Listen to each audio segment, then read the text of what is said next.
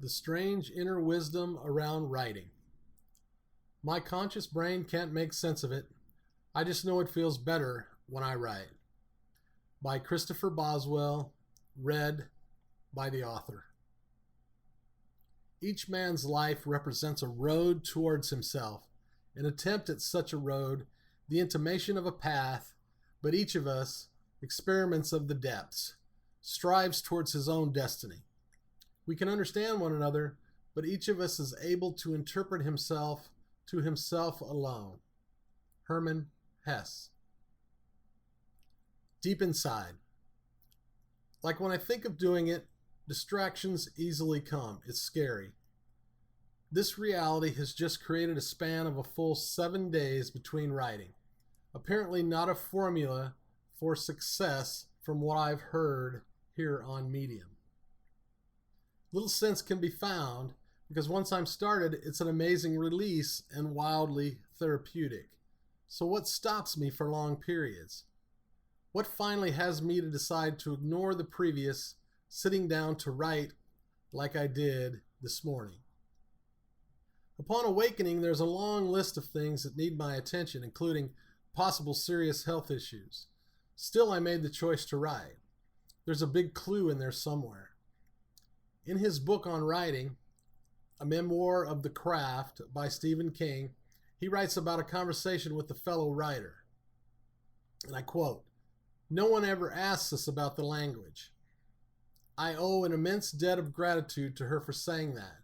I had been playing with the idea of writing a little book about writing for a year or more at the time, but held back because I didn't trust my own motivations. Why did I want to write about writing? What made me think I had anything worth saying? Don't go against your inner knowing, just don't. Trust yourself." Maria Irving. Finding a connection to our innate wisdom. Wait, you mean Stephen King has the same thoughts and doubts that I have? I'm going to file that under useful information. Maybe the challenge comes because my cell memory has all that information of those prior poor decisions, right? Failures, fallout, and upset. If that's true, then it may be appropriate to use yet another skill, forgiveness. Can I forgive myself for that and begin to trust again? Of course, the answer must be yes, finding a way to share in a meaningful way once again. Our inner wisdom is persistent but quiet. It will always whisper, but it will never stop knocking at your door. Veronica Sullavan. Staying connected. On the website One Love, in her advice column named "Yes, You Should Trust Your Gut," Emily de Sanctis makes it sound very simple. Listening to your intuition helps you avoid unhealthy relationships and situations. Throughout your life, many people will have ideas about what's best for you, some held with good intentions, and some coming from a place of deceitful, harmful, selfish intent. It's sometimes hard to tell which category someone falls into, but if you put aside all those external opinions and instead listen to the advice of your own intuition, it will guide you to what is truly best for you. So to get back on point then, I'm supposed to be creating something new, often through content creation and writing. I'm not sure why my reptilian male brain thinks it needs to explain all this, figuring it out, but it does. So maybe it's about the satisfaction that comes from creating. Maybe some of the good feelings come from sharing ideas. The truth is, I don't need to figure it out, but I do need to tailor my actions with this in mind. Our work is not to become unique. We are unique. Our work is to unleash our sense of adventure and to allow the inner whisper that says, "Come hither," to be reason enough to go. Veronica Sullavan. The Pareto Principle. The Pareto Principle states, for many events, roughly 80% of the effects come from 20% of the causes. How I interpret this is that 1 out of 5 things I choose to do will provide the greatest returns or results by far.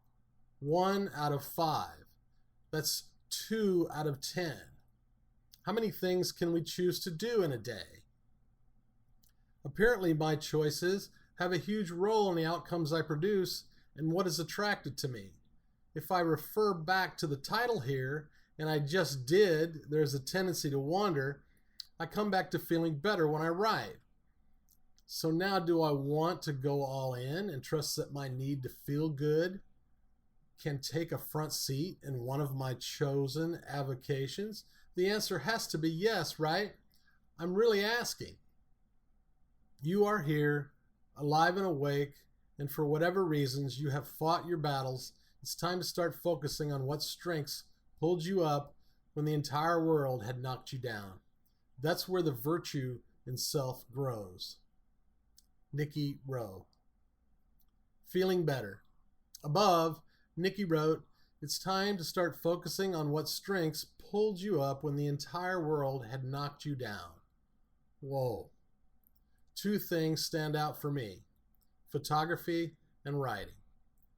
So what if I used the Pareto principle wisdom and spent 80% of my time split between those two activities? I think it's time I found out.